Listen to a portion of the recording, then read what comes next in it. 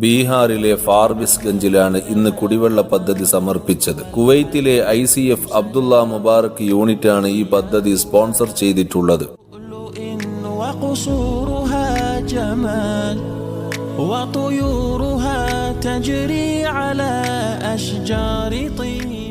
ഉറ്റവരെയും ഉടയവരെയും ഉപേക്ഷിച്ച് പ്രവാസ ലോകത്ത് കഷ്ടപ്പെടുമ്പോഴും സ്വന്തം രാജ്യത്ത് കഷ്ടത അനുഭവിക്കുന്നവരെ നെഞ്ചോട് ചേർക്കുന്ന ICFന്റെ പ്രവർത്തകർക്ക് അള്ളാഹു ബർക്കത്ത് ചെയ്യട്ടെ.